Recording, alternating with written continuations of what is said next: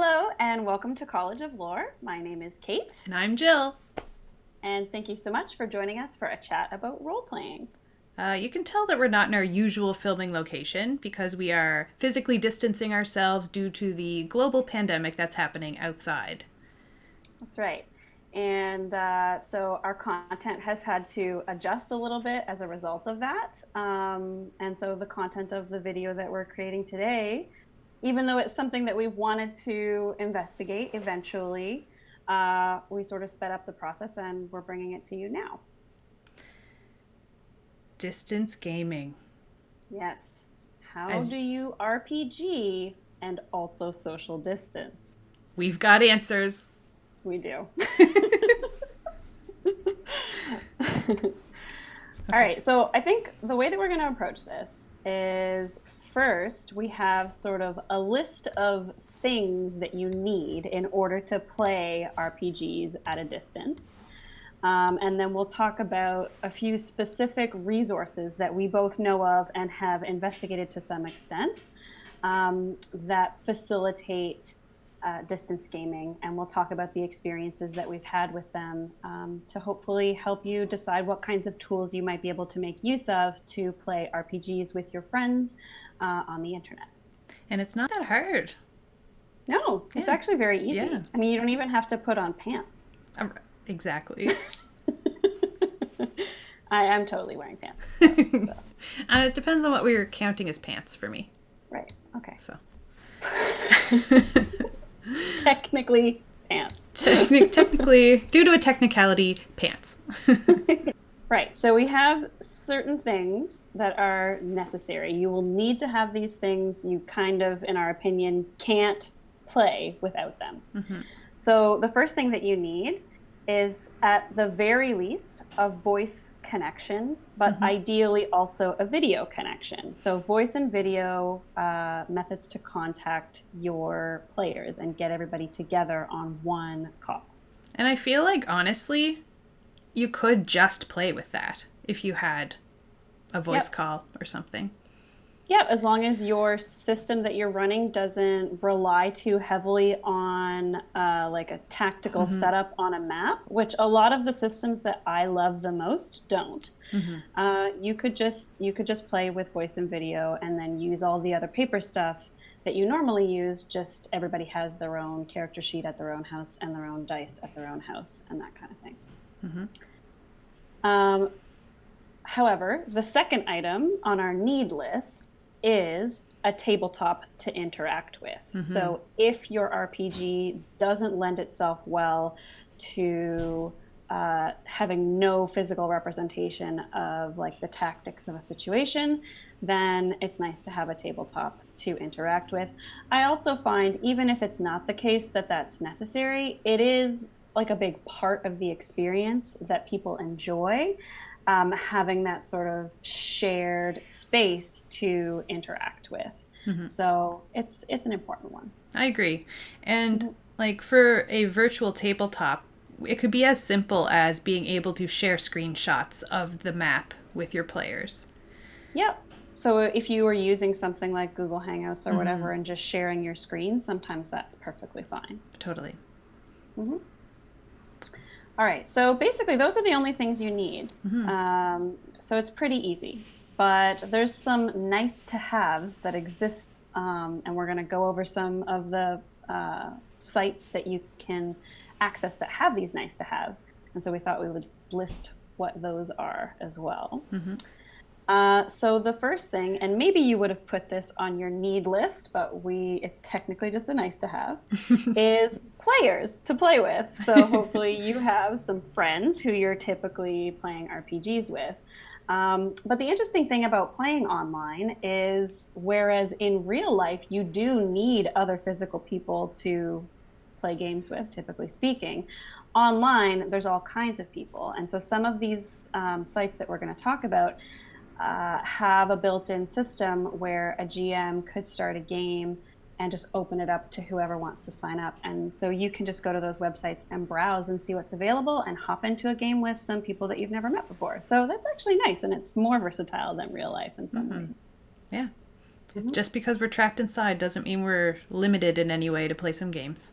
So the next item on our list that we have here is a character sheet. So you can either use your own, normal paper copy, but later in this video, we're going to go over some areas where you can have it online as well. Yeah, and so again, it's not necessary because you could just have your physical character sheet, but there are benefits to having everybody's character sheet online and accessible by the GM, for example. Yep. All right, so the next nice to have is dice. So by dice, I'm not talking about physical dice. You will at least need physical dice for most RPGs, but we're going to go over some online options for rolling dice. So if, for example, you would prefer to use a digital method, or you just don't trust your players enough to be like not lying about what they're rolling, then there's online dice rolling. Lots of online dice rolling options that you can use with your online RPG as well. Yeah. Also, source books. I don't know about you guys, but I always have like at least 3 or 4 around me when I'm playing a digital or in-person or digital version of any game. Yeah. But we're going to show you some spots where you can find all the information you need to play online. And often, actually, I find even with a quick Google, I'll be able to find the information I need without even having a digital source book. For sure. Yep, exactly. All right, and the last thing that we have on our nice to have list, which a lot of these resources that we're going to talk about do have, is some kind of campaign organization tool. So at home in real life, you might have, as the GM or a player, like a binder where you keep all of the campaign information, details about what happened in previous sessions, your character sheets, all that stuff. But you can put all of this online as well. So you might want an adventure log, something that lists what has happened in previous sessions. That helps people when they're coming into a new session to sort of refresh their memory, or just to go back and read for fun to see what you guys have done. This also includes things like maps, NPC characters that you've come across and descriptions of those people, also player characters, so this is related to the character sheet thing. But yeah, basically just a spot to house all of the information about your campaign in one place and organize it in a way that people can like browse. And if you guys hear any strange sounds coming from our mics or anything, my cats are fighting to try and get in the room and I'm not letting them. So if you hear that, I'm sorry. Yeah, and there might be noises. I don't know. The dog could bark. Yeah.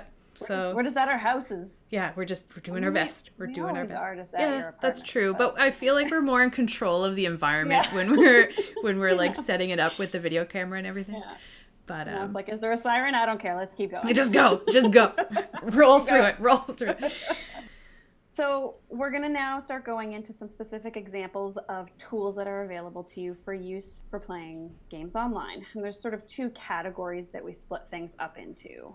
One, the first category is real-time play. So this is for people who want to log on and play with each other in real time the same way you would at a physical table, but just on the internet. But we're also going to talk about some asynchronous gameplay tools and ways that you might be able to play a game of D&D or any other role-playing game, not at the same time as everybody else, but asynchronously. So methods where the players can just drop in whenever they like and move the story along at their own time. So yeah, we're going to start with real-time play. This is a traditional replication of how you would normally play an RPG, but online. So actually, last night I ran a game and all I had was Google Hangouts. Like, we just started a voice call, and then whenever I needed to share the map, I just took a screenshot of the map I had on my screen and shared it in the chat. So I think that's kind of the most basic way to do it. But what I'm excited about is to level up that experience, and we're going to bring in Roll20 for our next game. So the benefits of this is that it's a free You can pay if you want to get benefits, but overall it's a free service. As the DM or GM, you can post a map and put up tokens and have everything just kind of there. It's like a complete virtual tabletop. Also, you can implement your own character sheets, and I think they have a lot for a lot of different games. They do. They actually had Kids on Bikes, because so we're running a little Kids on Bikes session as well right now that we're in the middle of streaming. Well, we're on like a session break, but we're going to be streaming that. So they had Kids on Bikes character sheets on that as well, which I was surprised about because it's sort of a smaller RPG. Yeah, it's like more of a niche one compared to the big ones. Yeah, so I think that they do have a lot of options. So that's really cool. You can each player can have their own character sheet that's easily accessible right there in the game. As the DM or GM, you can implement Fog of War, so you can cover up a lot of your map and then just reveal it as the players discover it themselves. There's dice rolling through the chat bar. I'll show an example. And there is a voice and video function through Roll20. However, I've found it in the past to be a little sketchy, so we often use our Discord to do the voice or video for those games. Right. And so you could use anything you wanted for that, like Skype or Hangouts or whatever voice and video option you have available. Are most comfortable with. Yeah. So another virtual tabletop that I actually don't have any experience with is Fantasy Grounds. This does cost, I think you can do it with a one-time purchase, but there's also a subscription. I'm not too sure on that, but I've heard good things about it.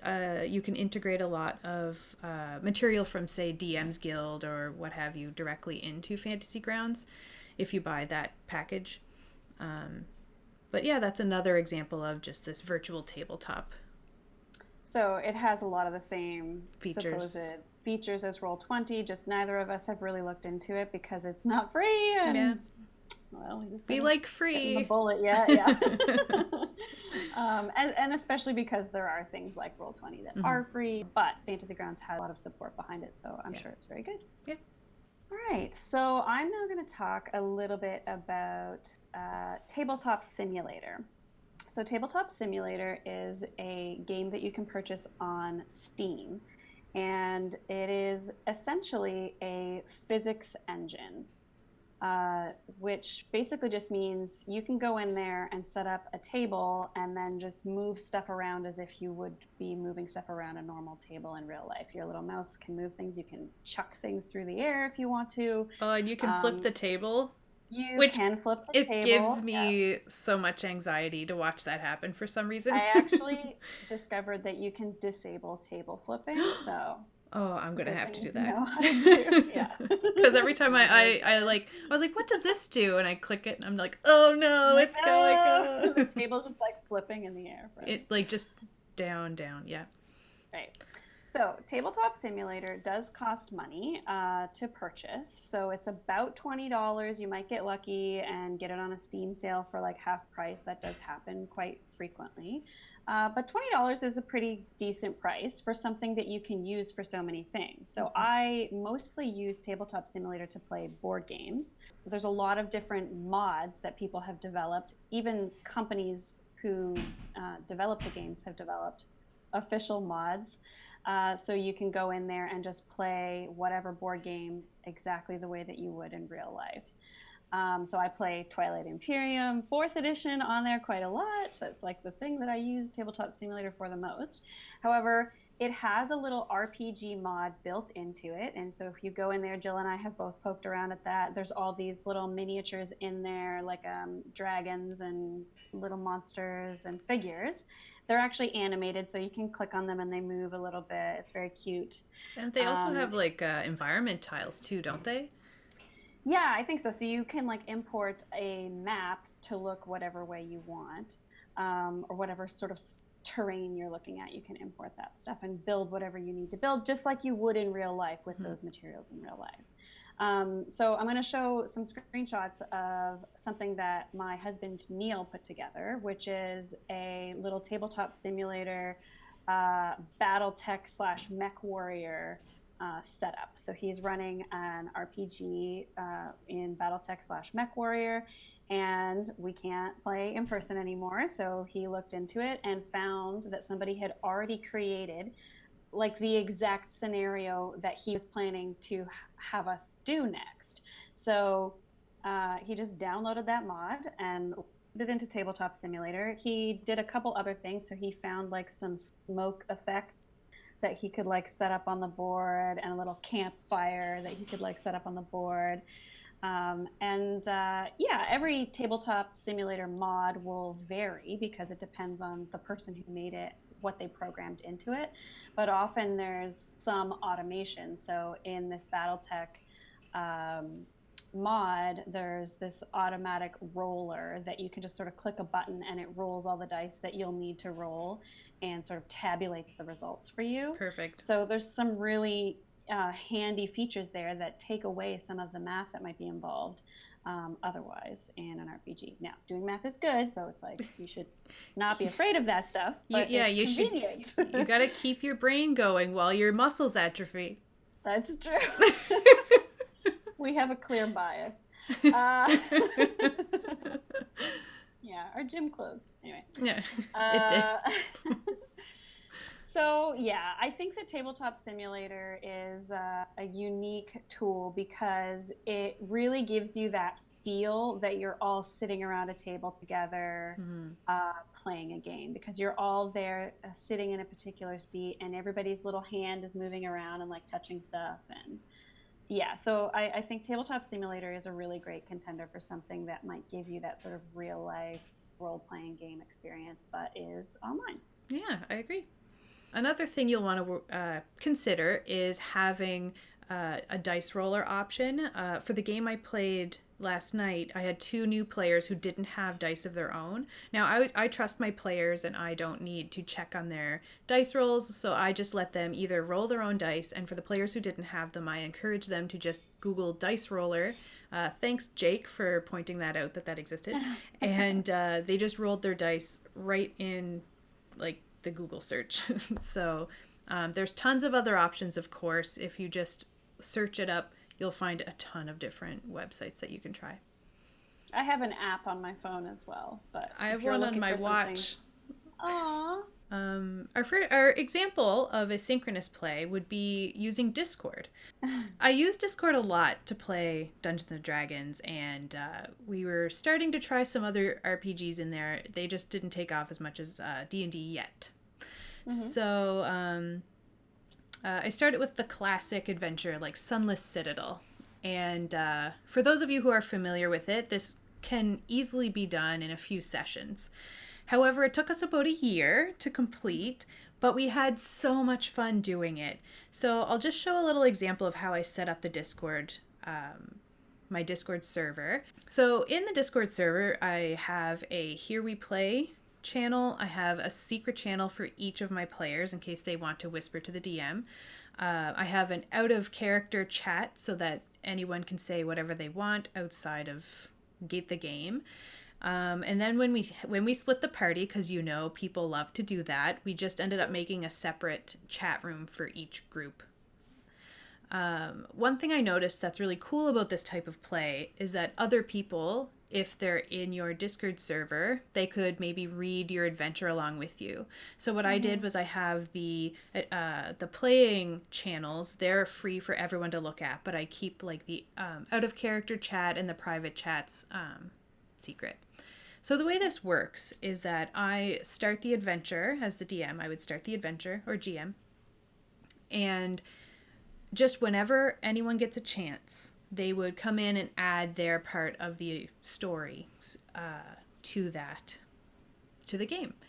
And sometimes it would be really exciting when everyone's online at once and everyone's typing and everyone's like frantically getting into the story and like it's just update. And then there'd also be days when we'd post maybe one thing and everyone's busy. So it's very forgiving that in that way. Very flexible timeline. Very flexible timeline. And I also have a channel where I can put all the different maps and things that people discover. Because we don't have any real-time tabletop So it's all just screenshots of what they're seeing on the map and updating where the characters are for combat and stuff like that. Mm-hmm. We also implement a role bot. Yeah. So one thing that is important if you're deciding to play on Discord is that you'll want to have some kind of a bot in your Discord server to help you roll dice. I think there's even some character creation options and stuff like that in there.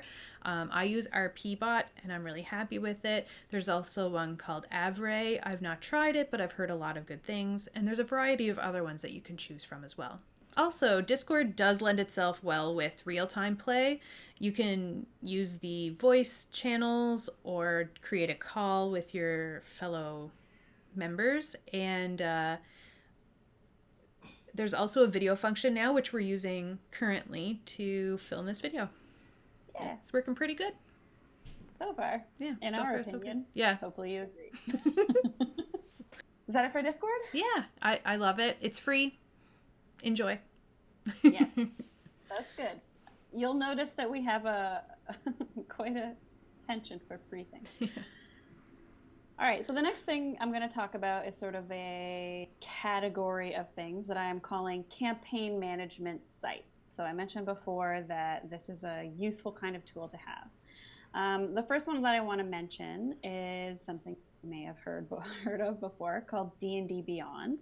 So this is a Wizards of the Coast service. It has all kinds of really cool tools and features. For example, you can go on there and create a character from scratch, all online. All of the information is there for you, and it takes you through step by step, basically just asking you each question that you need to answer, and then at the end, you've got a character. You could have your character sheet on the website, print it off, whatever you need. I have used that so frequently. It's really, really great for creating like quick little NPC characters or pre-generated characters for a session that you're going to run. Yeah, like especially if you have new players and you need to come up with, say, 6 new sheets to let them choose from, it's so much easier to just go in there and just generate like 6 new characters, and then you print them off, and then you can delete them and then create 6 more characters, because I think 6 is the free limit. So that leads me to this. A lot of what's available on D&D Beyond is free, but there is stuff, additional things that are behind a paywall. So you can pay for additional access to things on D&D Beyond, but a lot of it is free. So creating a certain amount of characters is going to be something you can do for free.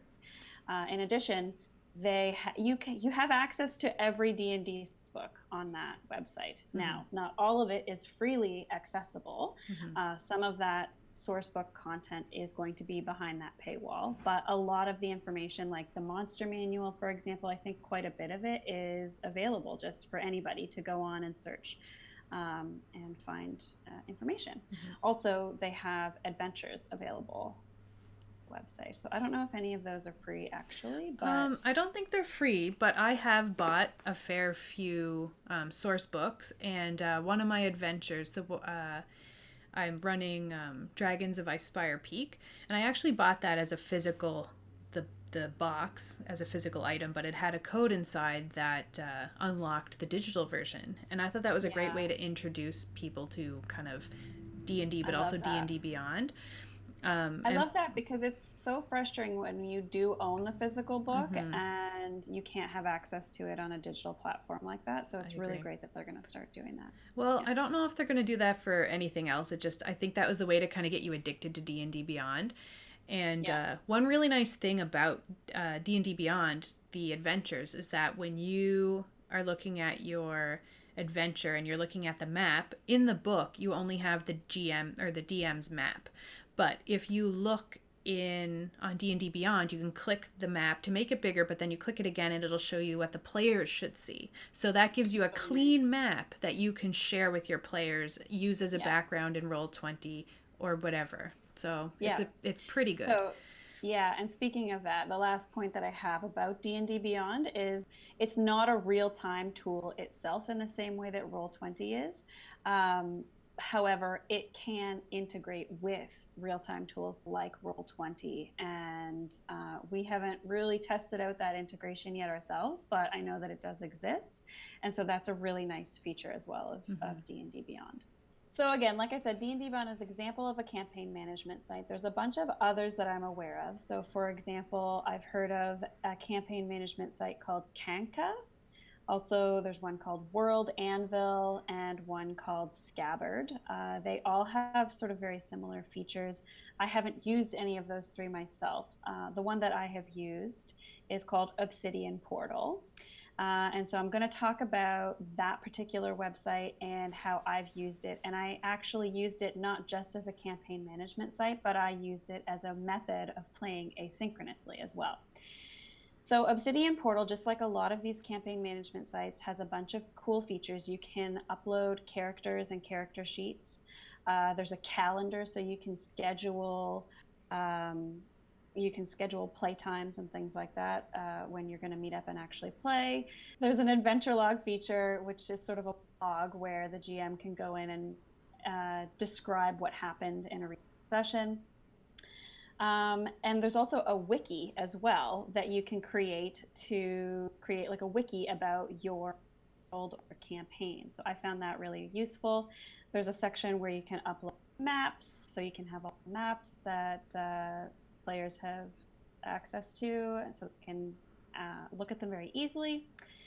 But my favorite thing about Obsidian Portal, which is what allowed me to use it to run a campaign asynchronously, is the forum feature. So there is a forum associated with your campaign.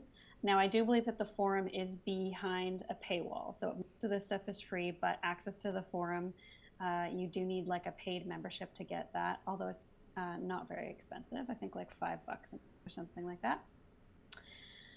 So the way that I use it along with the adventure log to create an asynchronous campaign is I would write a blog post as an adventure log explaining what had just happened, and I would sort of narrate the events, and I would include dice roll where they applied in my little narration, just in parentheses. And so this sort of like summarizes the action that just happened, and then I would set up the next thing in that blog post. So I would do a little bit of narration, explain the next thing, and at the end of that blog post, there would be sort of a question posed to the party. What do you want to do next?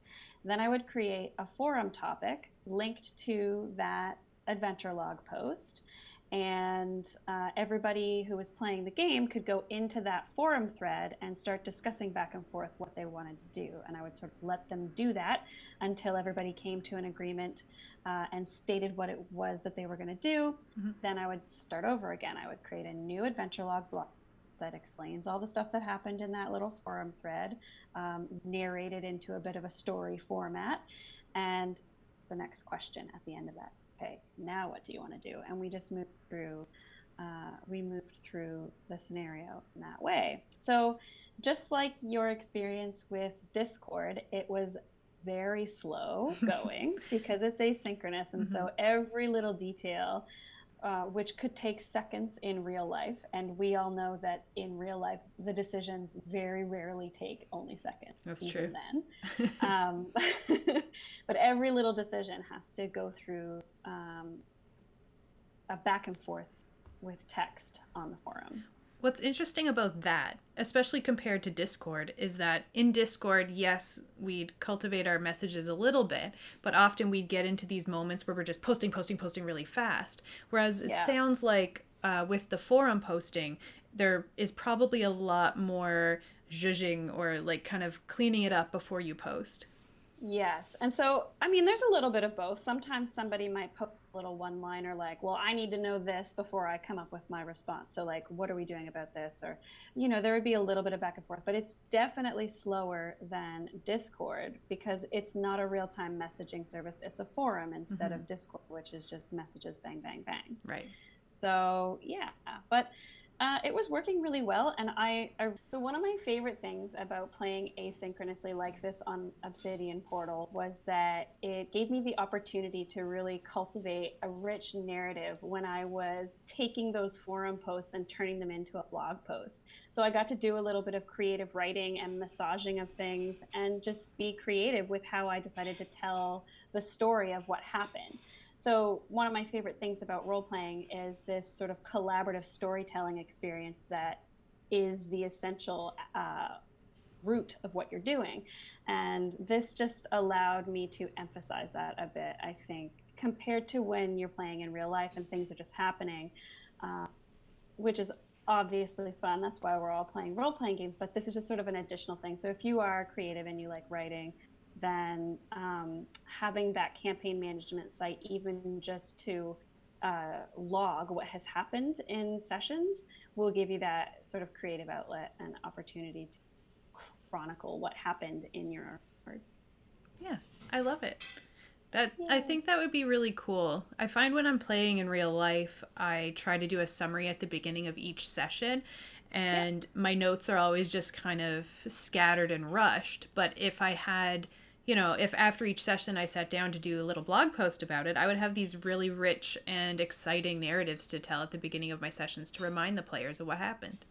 Yeah, and it's a sort of the same thing. So I created a little page on Obsidian Portal for our Kids on Bikes session that we had where we created characters.